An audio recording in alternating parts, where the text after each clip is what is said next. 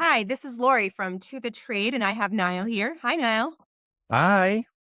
And we have a special guest today, Megan Thompson, a Denver-based interior designer who has done this really amazing, revolutionary thing, starting an ID Greenlist newsletter to help designers make informed decisions about sustainability. And I just love that, Megan. Hi, Hey, Megan. How are you? hey, First of Lori. Hey, all. Niall. I'm good. Thanks for having me. I am so excited to have you because we've been following your journey for a while. And it's so tricky because so many people in this industry in the last 12 years that we've been doing interior design community have been, trying to shepherd designers into sustainability. And it's always so difficult because we are in an industry that most people think of excess and waste. And so it's very difficult to come out and have clear markers for sustainability. So let's just start by asking a little bit about your design philosophy. How has your design philosophy merged with the idea of sustainability? Yeah, that's a great question. So I have my bachelor's of fine arts and I took an emphasis. I went to Rocky Mountain College of Art and Design. And at the time, I will date myself. It was 2005 when I started. That they were one of three programs in the nation that had a sustainable interior design program. So it was just a few extra courses that you had to take to get that emphasis. And once I took the intro course, I was like, this is so interesting. So I did get my undergrad in interior design with an emphasis in sustainable interior design. But what I found so challenging was I learned all of these theories as we do in design school and then putting them to practice. Like it's hard enough to get the clients to know how to charge, to make the profit, to all the things. But then to layer in this other level of not wanting to compromise on the values that I ascribed to throughout my education. That's where it all started. But I also happen to I'm based in Denver, Colorado. So I'm lucky to be in an area where we're not as far ahead as California, but I'd say we're close in terms of like our policies and our building codes are leaning more sustainably than other places in the country. It's a little bit of an easier get to get in, but that's how it all started.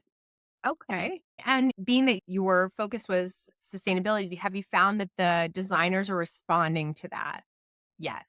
Usually I'll get so I get the answer is yes. Short answer, yes.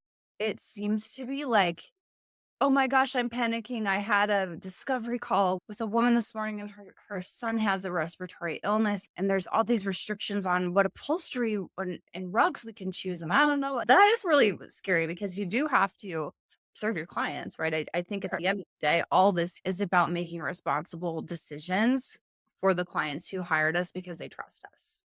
They Right. find genius and they trust us to leave them with something safe. So it usually manifests that way once the designers get wind, or some of my designer friends. The whole idea for my interior design Greenlist platform started because I made friends through designer coaching programs. And they were like, oh, Megan's the green girl. And I was getting these SOS texts. What do I tell her? Or where would you source XYZ? So I think it sneaks up on designers, and what I would like to do is get you prepared so that it doesn't sneak up on you, and you can Yeah, get to it, and you can be like the guru in your area, right? absolutely. And Let's not be honestly, caught off guard. it's so smart, at least from the standpoint of understanding how to specify and get those integrators into your design program early because there's so many features that water filtration, air filtration, the kinds of paints you're using, that baseline things, and regardless of the furniture side of Yeah. it are so important to clients now anyway. It's part of the smart home features that really should be part of any modern build today, right now. If you're doing that, you might as well, while you're building, include this stuff because it's available and it's not. You don't have to always go with Lutron or something crazy Yeah. expensive to make some of those choices. Have you found that like it's a struggle to with the clients to understand that part of your business or no? I so I when I started, actually, just my business turned 12 today. So when I Well, started my congratulations. yeah, Thank yeah, you. that was You're like 12 years welcome. That's ago. awesome. I was like, this is Of course. a serendipitous We're day to have 12 this we turned conversation. 12 That's last month, awesome. I know so I saw That's that. I was like, awesome. but yeah, I would say in the beginning, I was like really timid because of her. I'm like a newbie designer on my own anyway. So there's a little bit of that like imposter complex situation happening. Yeah. But I would Yep. like, I would say I like sneak it in and I wouldn't talk about it because I would be worried. And then I thought, you know what? No, I was going to redo my website anyway. So 5 or so years ago, I don't know, the time goes by, we changed our web contact form and I added a simple question. How important is sustainability to you on this project? And I wanted to know Ooh. what people would choose. So I did a drop down and one option was like, I don't care at all. Own it. That's okay. sure. Another one was like, I've heard of it and I'd be interested in learning more. Then I had one was like, I'm interested in it as long as it doesn't cost more. And then there was one that was the option was, this is why I found you. Because at the same time, I was changing all the copywriting on my website to just subliminally include sustainability into our copy. And I noticed that more people than I expected were saying, this is why I'm here, or I'm interested in learning more. And it wasn't so much about the price. And then I'd get probably 40% still that were like, I don't care, just design my house. So knowing upfront what the client is aware of and what they're after is really helpful. That doesn't mean that I'm not going to make healthy decisions for the clients that say they don't care. We're still going to do that because, in my view, it's not serving them to put something toxic in their home. We just won't make it a topic. I'm watching the LA Oh fires my gosh. right Yes. now, and I don't know, this Ugh, podcast might be a little few weeks later than that, for but sure. Mhm. that just happened.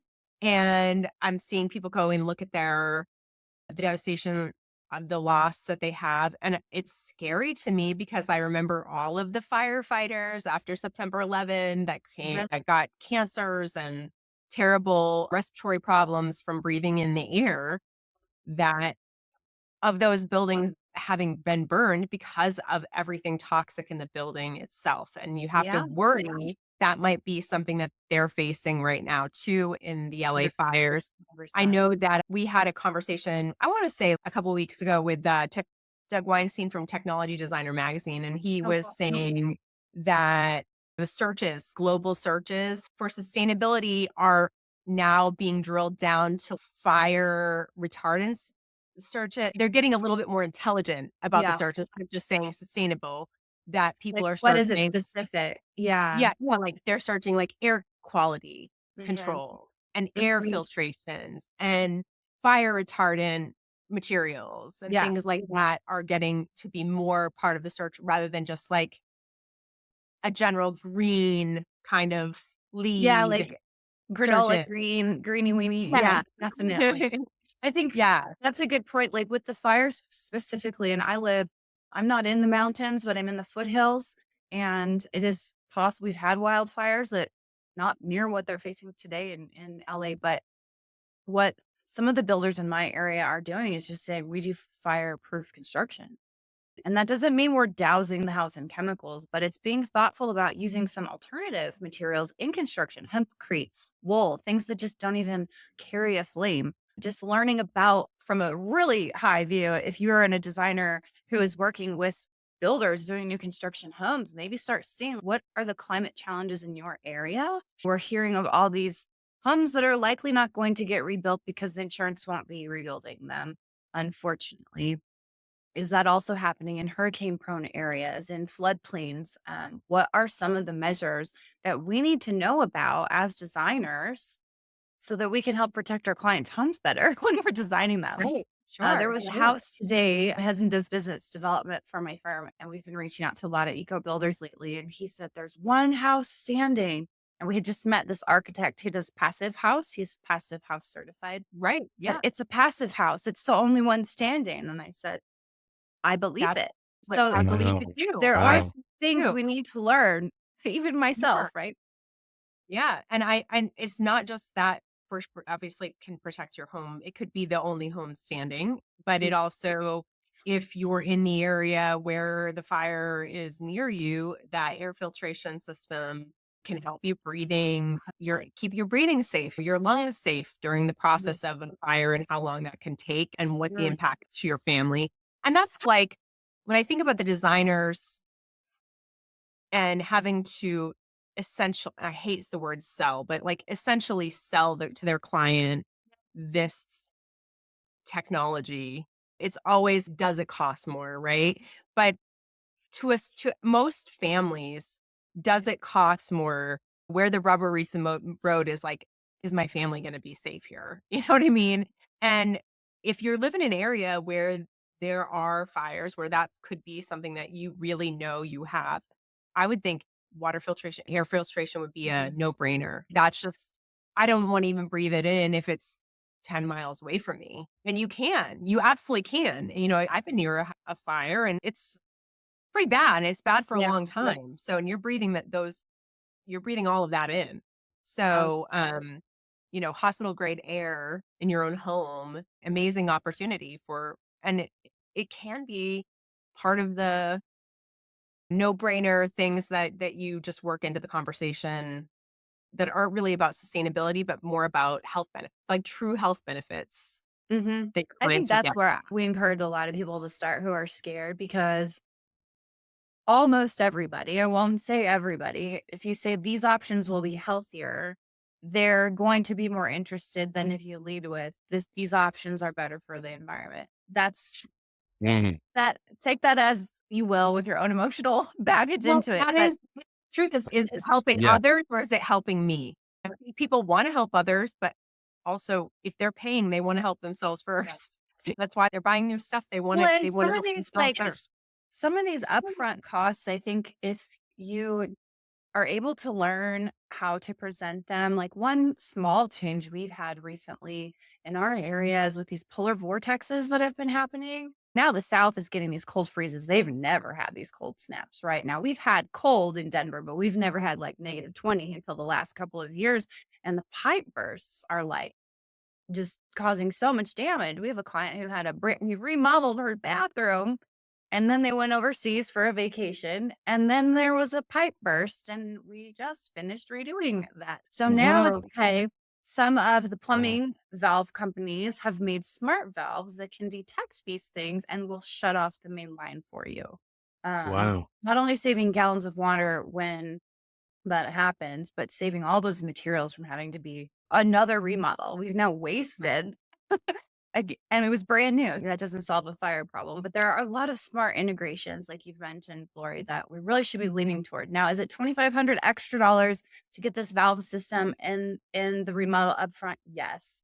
How much is a new bathroom going to cost you next winter? Yeah, right. 40K, 50K, right? So just I think being very frank and it's always their choice, throw it in to the budget in the beginning. We're going to make sure that we have protected your water valves. Put it in there Right. on your preliminary spreadsheet. They can always ask you to value engineer it out, but yeah, I think some of these things that air filtration is a great idea as well.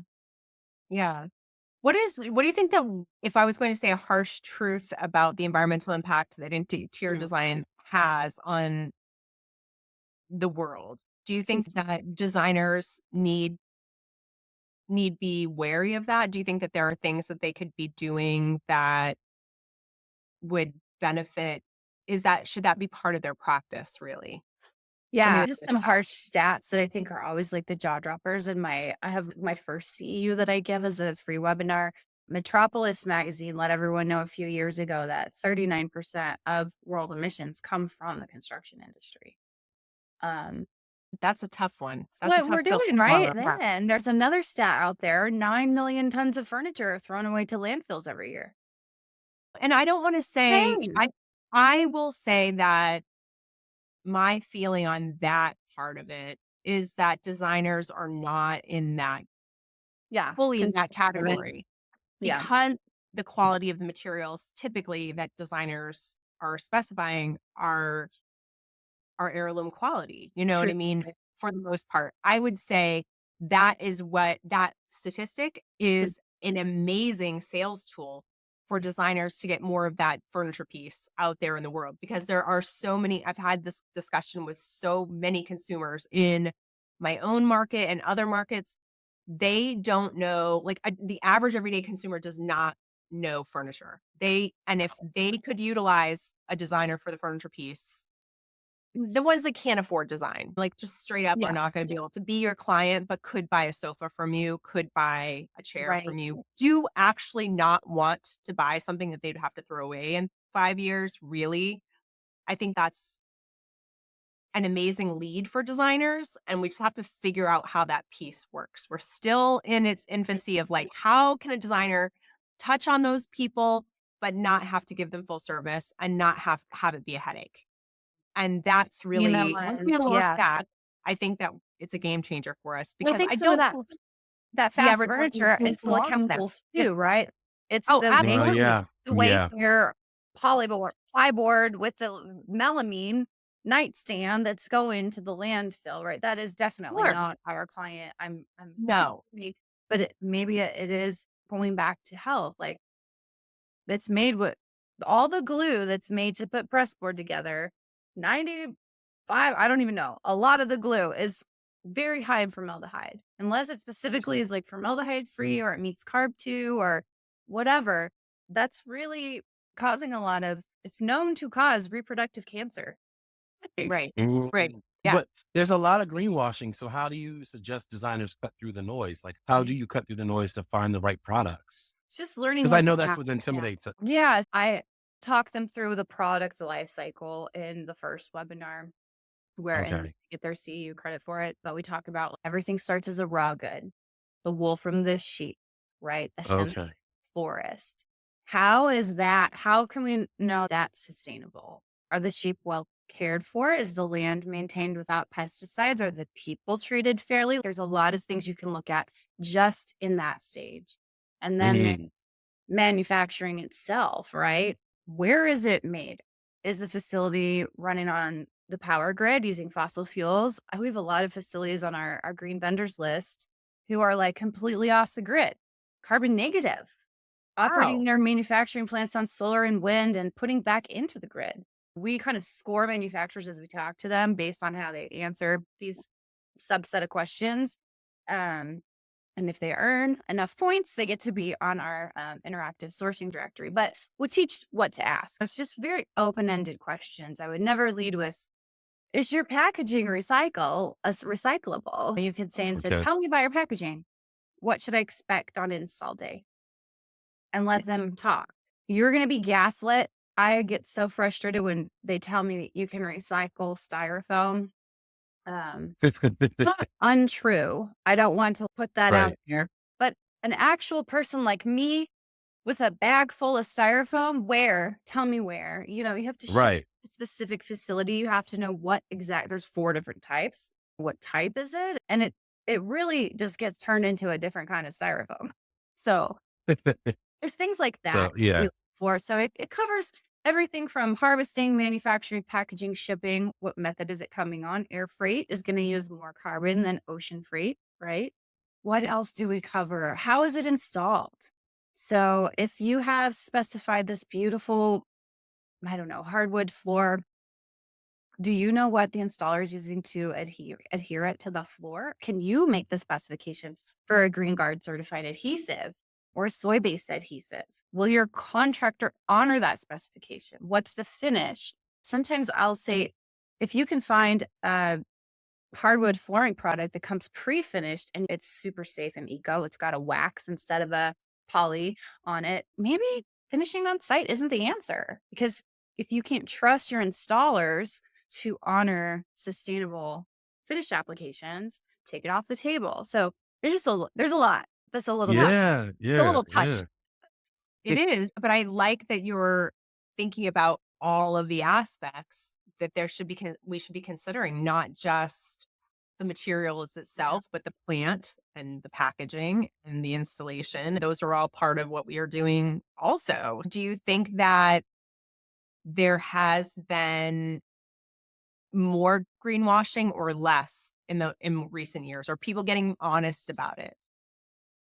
It's That's a subjective question. I would say the people who are like, yes, let me get you connected to so and so at our company, and they're saying all the things like we have wind power and we give back to our local community and the waste from our plant goes down the street to the dog bed factory and they use it to make dog. That to me is okay. They're like listing several out of the box thinking things that indicate they're headed in the right direction. Some companies will say, we recycle the paper in our back office. And like the cardboard box is recyclable. Okay, well, that's my responsibility, right? On Right. install time. So it's 2025 today, right? So if Yeah. we're not recycling our office paper, that is not going to help us. Like, thank Right. you. Please keep recycling your office paper, but they don't get points for that. I think they're like answering the question like, oh, we're doing this. And I'm looking for, no, we have natural ventilation in our facility. We have skylights. We're getting off the grid. We have the goal to install solar panels. We're working with this energy program bigger than just what we were taught in the 90s about recycling.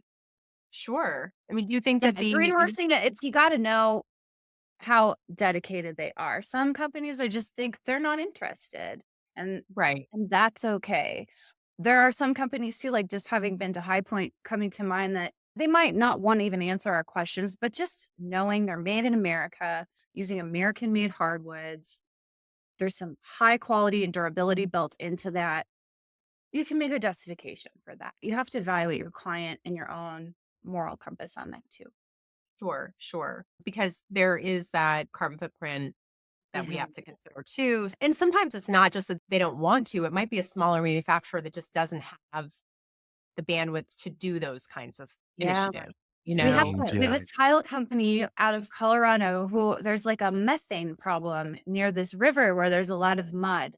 And they are removing the mud, which is alleviating the environmental problem. They're using it to make tiles. And their goal, I think, by the end of this year is to have the methane power the plant. They're a super Oh, small wow. company. They don't have the capacity probably yet to go for these third party certifications for their product. But that's like the ingenuity that you're looking for. Let's solve a Sure. problem and create something Solving. useful. Yeah. Mhm. That's great. Have you had a good response from the manufacturer side? Are they starting to try to figure out how they can be a little bit more sustainable?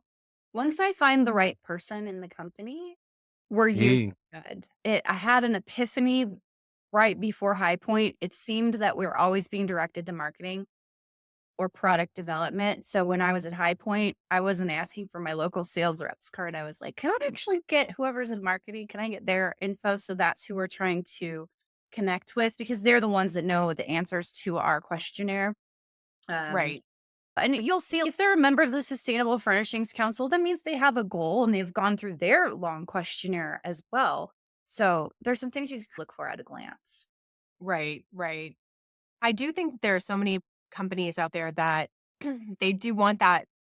They want to be as sustainable as possible, but they're struggling with the economies and the plants that they're operating in. And so many in North Carolina just had Mhm. the massive flooding that just happened. Yeah. And there were companies shut down. There were buildings that were washed away. I think that it's something that they understand they need to do. It's a retrofit situation, just like Mhm. somebody who already owns a house now and Yeah. didn't do that. How do you retrofit all of those Yeah. wonderful green? This is the same. Googling, how can I get a heat pump in my townhouse instead of doing a gas furnace? Like, Yes, how yeah, much will that cost? And is it possible? Totally understand. Yeah. I yeah, What we'll have to see how things go. It's a new year, soon to be a new administration. If there are heavier tariffs placed on overseas goods, I think it's going to become a lot easier and better for all of us in the US anyway to start leveraging our US manufacturers. That'll I support think our so US too. made and it'll tell a little bit more of a sustainability story. If suddenly the poorer quality lines that are coming from Asia become more expensive than what we can get made here, then that's going to incentivize us to keep it close to home. Absolutely. And if I do see that as a possible opportunity for designers because some of the bigger brand names that have huge marketing budgets might might be sourced there, might be facing some big tariffs. So suddenly where you might not have been competitive last administration, maybe you will be competitive this administration. It's possible. It's possible. Let's look at the like a little Well, bit of that's a the good silver question. lining. If a designer's just like walking into a showroom for the first time, sees a rep, usually that's where I start. One of a couple of things like, hey, can you tell me where your product's made? It's beautiful. Compliment, be nice, don't be weird. Hey, this is gorgeous. Where's it made? And then if I hear certain places, I'll say, great, thanks for letting me know. And I know that I might not pursue further questioning. Or I'll Sure, put it sure. on the back burner list. That's a really good starting question. So how did you decide to formulate this all as a newsletter?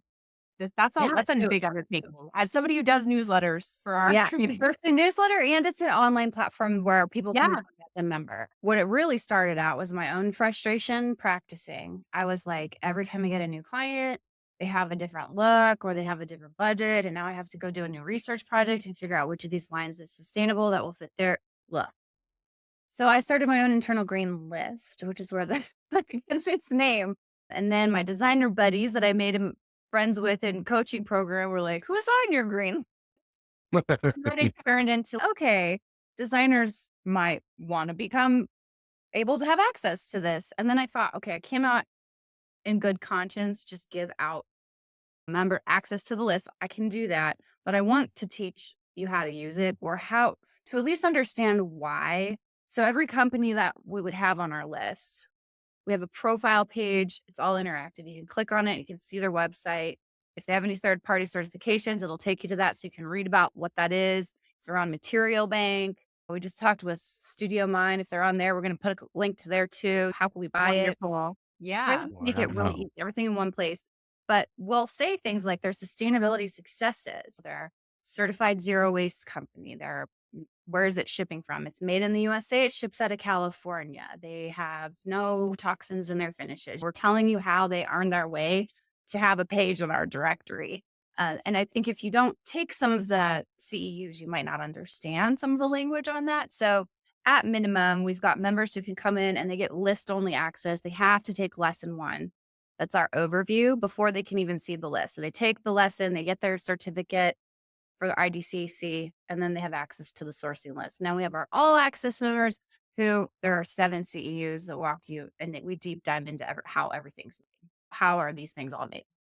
Are you also 7 doing CEUs. a certification stamp of approval for the manufacturers to list on their I sites? mean, that's a great question. I'm not there yet. Our Okay. members had saying that they're an interior design, a Greenlist interior designer, so they Sure. can add in their marketing. Maybe in the future, I think it would be good because it's been going on for a year. It's been live, so I think I have been asked now a few times about that. That could be the next step. I think I don't want to be in a space where I'm competing too much with third party certifications that do a lot of scientific testing. Um, Mhm. what we're doing is we're essentially quantifying answers to questions in a way that just ranks the people on our list in relation to one another. Yeah, it's come up before. Oh, they're on the green list. That would be something to explore in the future for sure. Yeah. Uh, Yeah. and then I we would have the wonder newsletter. So anyone like can join the more. newsletter for free. We send the Yeah. newsletter out once a month if I'm on top of it. And we'll always give you like 3 free resources, a couple of manufacturers. Sometimes we'll give you some podcasts to listen to or a YouTube show to watch or magazines to subscribe to that talk about specific to sustainability and interior design. And it's unbelievable just how many resources there are out there. Now, in this process, have you found that even your own clients, are you ever successfully shifting their perspective on sustainability during the project just because they are working with you and Sure. you have so much knowledge about this area? Sometimes I win and sometimes I lose. A current like comes to mind. He selected from my drop down. Sustainability is important to him. So that made me excited on our discovery call. I said, tell me what that means to you because it's going to be a different answer. And for him in our discovery, he said indoor air quality and carbon are my two like big hot items, ticket items. So as we get into design, he's revealing to me that he would really like to see luxury vinyl plank in his home and have a gas stove. And indoor air quality is something that he told me is really important. So, Yeah. yeah, that's okay. It's opportunity for education. No shame. I said, there are Green Guard certified vinyl flooring. We can go for that. But I work with a deconstruction company on my demolition projects that when they have hardwood flooring, they carefully take it out and they store it in the warehouse and they sell that salvage flooring back at a third of the cost of what you would pay for a Green Guard certified. And then we can just site finish it. Are you open to that? And he got really excited. He's going to save this floor. So we're now doing solid hardwood floor and it's saving him. We're still making our margin on it, but saves him a lot of money, and we're not putting in plastic floors on the flooring. The gas So stove, they better. didn't win this Nice. battle. He Yeah, wants the yeah. gas Well, stove. it's Colorado. He wants to be toasty in a It's minute. done. And you know what's so funny about that is this particular home is about 9,000 feet above sea level, and gas, not many people know this, is the BTUs are measured at sea level. It's very inefficient up here. Oh, wow. We did get him into a dual fuel, so he's gonna have an electric oven and a gas top. So I think this is Okay. a partial win. Sometimes we win, sometimes we don't, but I think you just have to be creative thinking on your toes. What if we do this instead? What does that feel like to you? You still get the same look.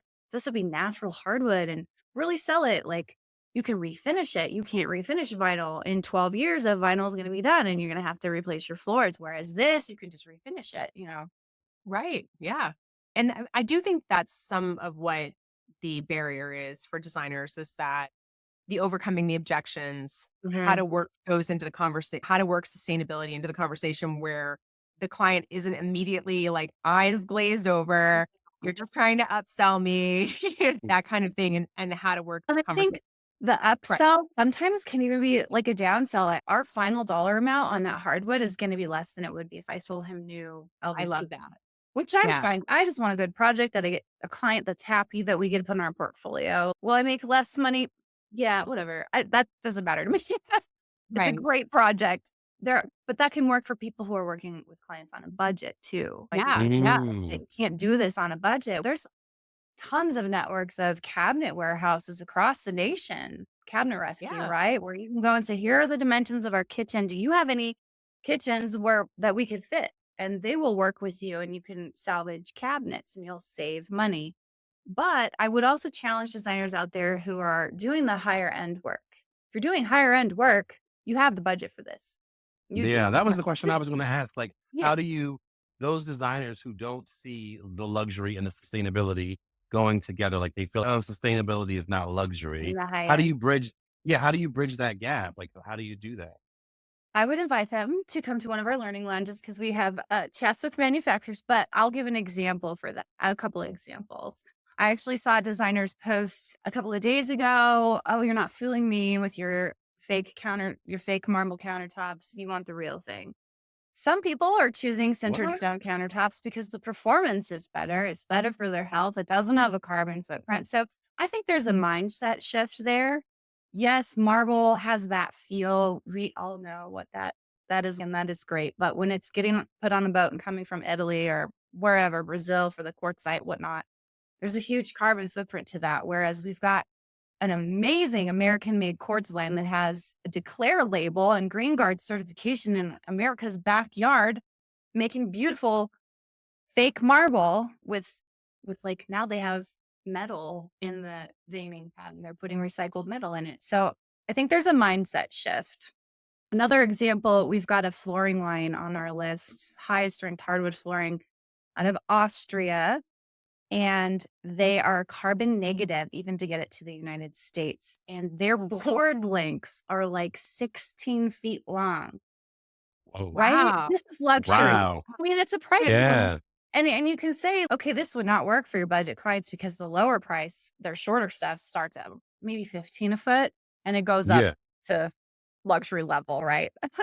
Per Mm, foot. But it's got this beautiful natural oil on it, this oil finish that is proprietary. Like they will supply the glue. You have to buy it from them because they want to make sure everything's healthy about that. It is luxury if you know where to look. Right. And Right. also that's the the cons mindset shift of just fake marble. It's not necessarily that we're trying to do a dupe. There's reasons that we're doing that. Right. That's right. Is there one sustainable product that you wish designers would embrace more than another? I think if we could just get away from synthetic. I got to sit in on a Sustainable Furnishings Council panel at High Point that just it gave me a new perspective because I'm also always learning. We've had natural textiles for thousands of years. If we could just teach our clients how to care for them, do we really need to spray everything with a chemical? If we just Mm, could train our clients on this is how you care for wool. Not every fiber is going to be suitable. You're going to have linen sofa seats, but how can we get away from some of the more chemically enhanced things? Synthetics, particularly vinyl, PVC, get it out of your life. What do Uh, you think that the do you think that the industry is doing enough to address the environmental impact that we have, or do you think that we can do mm, better? There's some things we inherently can't fix. There's going to sure. be waste in design. Of People are course. ripping things out and putting things in. But do Mhm. you think that collectively as an industry, we're doing enough to address the overall environmental impact that we I'm place? seeing more resale groups coming up. Hey, I had extra yardage. Love Yes. that. When Yeah. I need to do area rugs, I go to my carpet fabricator in town. I just go in his back room. You would not believe the high end carpet scraps that you can make stair runners out of that are just going to go in the landfill if we don't buy them. So reuse groups, looking to local consignment stores, I think are another. But I think at the end of the day, this is going to be driven by policy changes, truly. Right. In the state of Colorado last year, they made it illegal for anyone to resell anything that has PFAS, Yep. hair and polyfluoroalkyl substances. Those are those forever chemicals that just never go away. They're very harmful. So now, because of that, one of the main manufacturers I lean on heavily for my lower price point projects, I talked to him. I said, "What's the performance finish going to be now?" And he said, "We're using animal fats for that." Oh, wow. Now, while my vegan members don't love to hear that, Yeah. it's a different solution, but it's okay. It's an oil base coming from animal fats and some of them. So just really, I think policy changes like the PFAS bans or building code changes are going to Wow. be Okay. are there. It depends where you live too. And so much of this is a learning curve too. Have you ever Yeah. regretted a material or process in a project where you learned of the environmental impact later? Is it something that sometimes you get a gotcha moment? You're like, oh, that wasn't as environmentally safe as I thought it was. No. Yeah, I think that the Green Guard certification on the vinyl flooring is a conundrum for me because while on one hand we're going to hit those like being points and indoor air quality for people with health concerns, yes, it's safer for your babies and your pets to roll around on. It is still plastic at the end of the day, and it will Mhm. not decompose for 5,000 years, Right. and it Right. ends up in the landfill. So it's hard. You have to make, I think the best thing you can do is just make the best decision for your client for that scenario, for budget, for that case, and do the best you can with what information you have. But yeah, I've looked back and said, man, I think we're going to stop with the luxury vinyl plank. You do. Yeah. Okay. Yeah. For me. And that's like, I was And that's encouraged okay. designers like, Everyone has that line, right? And I think that's okay to say that yeah. we're all learning for sure. Do you think that what would you say to the designer who says that even learning about sustainability is just too complicated? I don't want to think because I think that's what Niall, would you agree that might be something not necessarily they would tell you out loud, but Yeah. Yeah, because like I'm sitting here, I'll just be honest. I'm sitting here thinking, like I'm in the process of doing my own kitchen, and you were like quartzite, and I was like, I just picked out quartzite, and then you were like vinyl, and I was like, oh, Yeah. no, literally, I was like, I'm gonna put a vinyl wall covering in the breakfast nook. So I'm literally like rethinking my Like, oh choices, and I no. have no clue what. And it's hard because I don't know what. So what do you go to for scrubbable walls? What do you go to for a surface? And so I think, Lori, you're right. It's almost like where do you turn? Like where? What are the other alternatives? And so you almost, I just give up. I would say, yeah, yeah, don't discount yourself for that vinyl wall covering. Go check and see if it's PVC free. At least it's better than if it isn't PVC free, right? I've done For sure. bathrooms where we've got beautiful wall covering and it's a vinyl wall covering, it's PVC free. Start just making small reductions. So that's a yeah, and that was a question I was going to ask you. What is like something like somebody could do, like baby steps? What's one thing you would say, hey, try to do this on every project, or look at this, Yeah, crawl before yesterday, you walk? yeah. We had a webinar yesterday and same question. Megan, give me some examples. You say to just pick one thing. And I said, okay, call your receiver and ask if they recycle the boxes. Ooh, Oh, that's a that's good so one. If they good. don't, That one, I love that one. then why That's a not? And if Oh, they are that's right. willing really good. to, is there a little upcharge? Is it going to cost you $30 extra for a dump run to the recycling plant? You can swing that, right? You can build that in. That's If they're not going to do it because it's just whatever, call some other receivers, find a new one. I think at bare minimum, why are we sending stuff to the landfill that doesn't need to be going there? that's so good. That's Yeah. that's really good. So Yep. that's super small. It's micro scale. Or the next thing you could do is just set a boundary. Like we're eliminating PVC. We're eliminating polyester, whatever it might be. And there's also a flip side to that too, because even if you're on some lower budget, there's some like rug companies that have recycled PET carpets now. Yeah. Yeah. And it's like, that's kind of cool because we're keeping it out of the landfill. You need to ask your client, are you okay with a recycled plastic bottle flooring? And if they're okay with it, that's fine. Set some little boundaries. Like for me, last year, it was like, we're not doing vinyl flooring anymore. This year, my goal is to source at least 2 furniture pieces from vintage or consignment on every project that includes furniture. Just 2. Nice. I need to do the whole room. Maybe then next year we make it 3.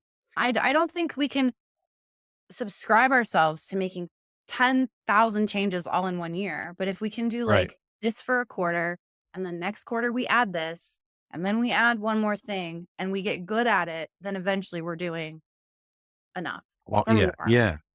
That makes I sense. think I Yeah. think that does make sense too, and it feels like it's achievable for a designer because it's just Yes. overwhelming sometimes. It's hard enough to find the right product. Mhm. Yeah. Never mind the Yeah. right product that's also Yeah. Yeah. sustainable. Sustainable. So, Yeah. Yeah. it's just sometimes it's just that and I think that every designer really does care. I mean, you Oh, see all the yeah. waste coming out. It's not like they don't care. It's just that feeling of I care, but I already am stretched so thin. I don't have Right, like, time. where do we have the time? I've And had that's to be where more. Yeah. I made my classes, my CEUs, like, anywhere, any device, anytime. So I have a designer who was, like, traveling a lot. She was every time I know when she's flying because she takes the lessons when she's on the plane, and I think it's great. I'll get a little email every time someone passes, "A user so and so has passed quiz number 3," and I'm like, "Yay, good for her." If you can curl up on the couch, I wanted them to be small, digestible. The longest one is 1 hour, but most of them are 30 minutes each. Just learn what you can, absorb what you can, and do the best you can. And also give yourself grace that if it's new for you, it's okay. But don't just close your eyes and pretend it's not happening either. Yeah. I think that's the key. Do you think that is there an easy way that clients can identify greenwashing products in marketing? Is there Through the something course, that you look for? Yeah, the greenwashing is going to be hard. There's so many third party labels now.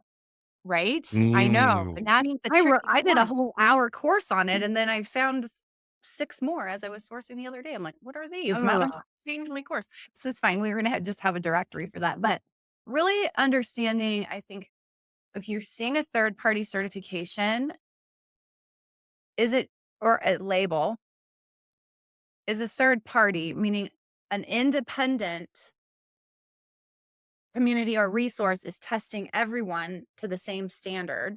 Or did that company make up their own certification? I found a Right. company that has wood furniture. I think it's imported. And they have this label, but I read into it a little bit more, and it turns out they created that label indicate. I'm not saying it's not green, but I'm like, yeah. So I made up a product and then I made up a logo to put on it that has the color green, and I'm calling it. Yeah, Yeah. yeah, and Yeah. that's tricky. That's where I feel like that level of research that the designer is just that's when they start to go, "Oh, I give up. I give Yeah. up. And that's I why don't" I was so you frustrated know because Yeah. if I go to the Sustainable Furnishings Council, which was always like my first go to, because they're great. Sometimes you Yes. can only see that they're a member. So you're like, what are they actually doing? So they're like, I got to call a rep and I got to get a sustainability statement. And then I want a SDS sheet, safety and data sheet. So that's where I'm like, we're going to take all of this and just put it on one page for every manufacturer because Right. we do not have time. Today, I'm Mm, sourcing carpet. I click on my carpet list. I look, I see who's the highest ranked. I click on it. Do I like their stuff? No, maybe I'll go to the next one down. Oh, okay, I like their stuff. Where can I sample it? Oh, cool. It's on Material Bank. Great. I'm going to order some memos. Like, we do not have time no, no. for that. Yeah, absolutely. The whole point is to take all the time and thinking out of it. We're doing the thinking for them. And then I also I've read so many different statistics. I don't know what the true number is, but it seems like there might be about 150,000 interior designers in the US Yeah, that's ish, Sounds right. about right. depending Yeah, on that's what a lot. publication you read. And I thought, gosh, if we all just changed one thing, that's 150,000 things that would change. Yeah. Doesn't have to be It's like do huge. all of it perfectly. Do I still reach for some inexpensive import decor every once in a while? Yes, I do. Yeah, But sometimes you have to. that's Sometimes okay. fits the project, I'm sure. So, do you think that the trend eco-friendly is going to be abandoned by the industry, or and is it going to be moving toward I'm seeing that even sustainability is not being used as much anymore Interesting. as a term Mhm. from the industry and Yeah, they're more using, like, low impact. wellness, health. Mhm. I'm seeing those terms I kind wonder of if it's, coming up. consumer driven. Biophilia, Yeah. scientific type health terms instead of sustainability. I think there are a lot of avenues you can take down sustainability, so perhaps sustainability is too broad, which maybe that's why we're seeing more of this, "Okay, I'm into low waste. I'm into low carbon. I'm into wellness and healthful selections." I hope it doesn't go away. I hope it's not a trend. I believe designers lead this industry, right? We're the trendsetters. If we are the ones putting pressure on our vendors and we're voting with our dollar and we're supporting the lines that are more sustainable, that just encourages them to further produce and develop those lines. That's true. So That's all we that's can do is exactly support, right. vote with your dollar, and just ask the questions. Tell me how stuff's made. Is it non toxic? Is it healthy? Look at that question you put in your inquiry Yeah. too. You're saying that you're not really getting as many. What percentage would you say are asking for sustainable design first? At first, And yeah, it and was we different don't at give up. first. Yeah, I would say it was different at first, but after a couple of years of having it up there and then now many years, I've actually just changed it to a yes and no now, I think. I'm like, oh, Right, like I was field testing it. You'd be surprised how I would say 50% at first and then maybe 70%. I also happen to live in an area that's probably a little bit more conscious about those things. But think about this, like your wealthy clients are buying organic clothing, they're shopping organic food, they don't want pesticides on their food. It's the same thing.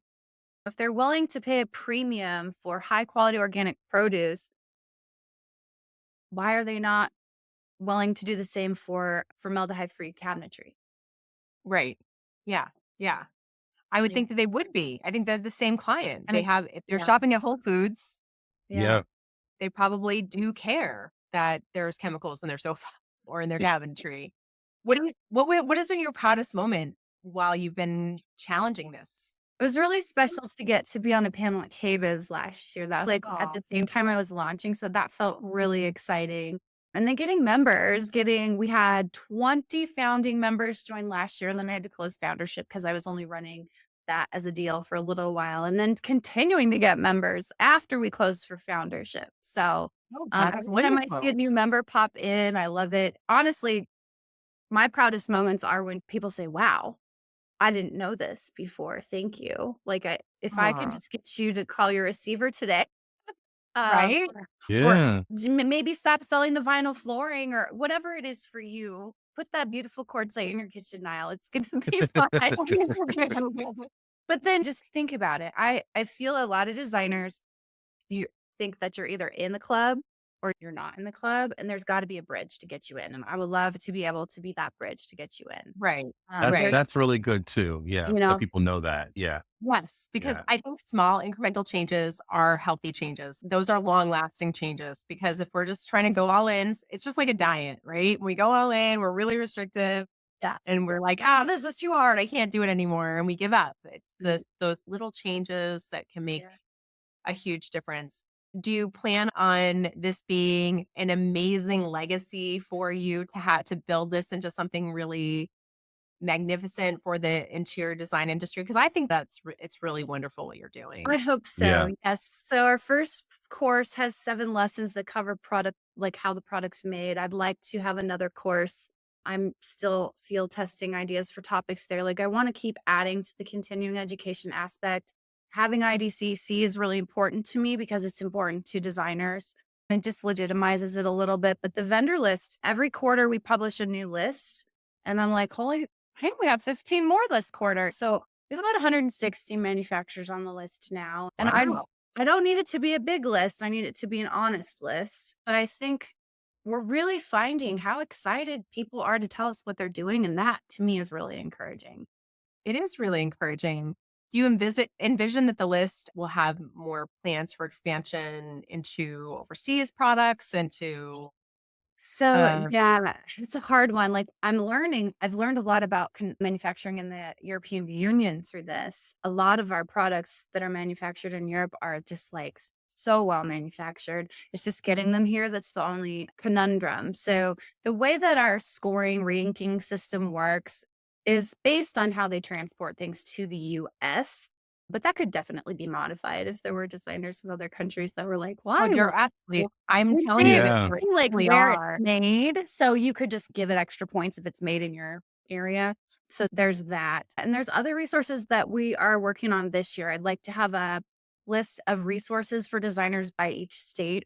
So, hey, I'm in Oregon, I need to find a deconstruction contractor. I need to find a vintage reseller that works with designers. I'm looking for eco-friendly builders to partner with. I wanna have that's something we're working on. Where are the thrift stores I can shop? Consignment shop. So I think that's really what is gonna become paramount in this next decade is leaning on resourcing what already exists. Yes, and I think that thrift store idea is really great for designers to be able to have access so that they can list some of the products that they are pulling out of jobs and Mhm. pulling Yeah. out of like I know so many designers who have to keep the products that the client won't take. Here's your way to offset some of that is just to get it Yes. out of there and get someone else I Facebook have using it. groups, Yes. share tons it. of stuff. Yeah. Yeah. Yeah. Absolutely.